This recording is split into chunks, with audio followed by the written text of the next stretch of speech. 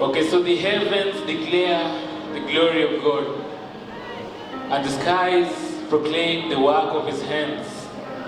In his hands are the depths of the earth, the heights of the mountains.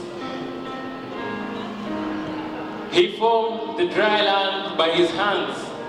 Ask the birds, and they will tell you, the beasts, and they will teach you, or the fish of the sea will declare unto you, that who amongst these does not know that the hand of the Lord has done this? In his hand is the life of every living thing, the breath of all mankind. And therefore, let the heavens be glad, and let the earth rejoice. Let the sea roar, and the fields exult. Let the Everest bow, and the Himalayas bend. Let the Grand Canyon wither, and the might of the Pacific be silenced before the one true God, whom without we are not, who is so bold to speak that without me you are not.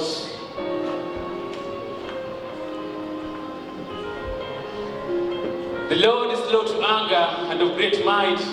His way is in the whirlwind and storm, and the clouds are the dust of his feet.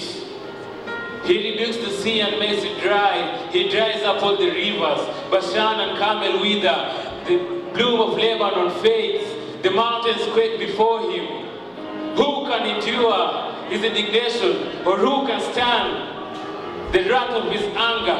His wrath is poured out like fire, and the stones are broken asunder by him. And yet he is not far from each one of us, for in him we live and move and have our being. How amazing it is to be loved by him, and to express his love by giving us his only begotten Son, who in the mud that I call home saw my madness and called me home.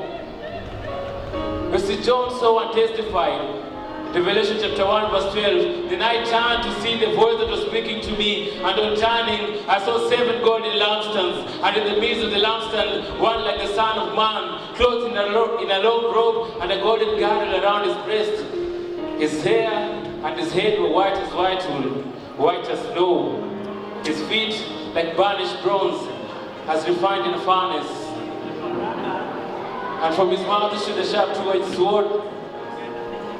His face shining like the sun. Totally indescribable. You see, I'll be lost trying to comprehend the riddle of the egg and the hen, but he gave me the answer. You see, in him everything was created, and without him was not anything that was made. He reflects the image of God and bears the very stamp of his nature, upholding the universe by his word of power. What then shall we say unto these things? If the Lord is for us, who can be against?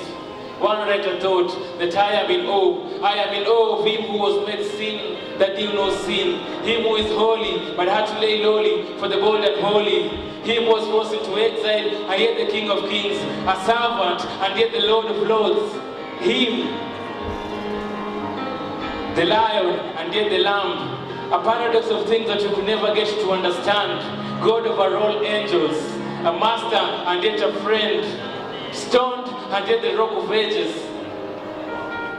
the author of life, who was forced unto death, who knew no evil and yet paid its wages, the true vine, crucified on a dead tree for the sins that were mine. It is him to whom we sing our hymns. It is him, Christ alone. And if you didn't get that part, then get this.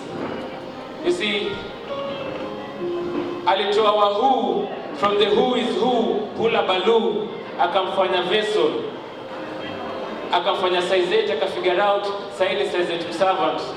And man, we holding our breath ifanye na kanye. God of possibilities, what's impossible with that? You see, alitoa B, akatoa C, akatoa D, akatoa E. Usisahau TJ na K, from A to Z, hapo katikati weka your name. Akatufanya a people, a great nation formation, a royal priesthood, site number global. That if our Father is King, that means subnoble. Thank you.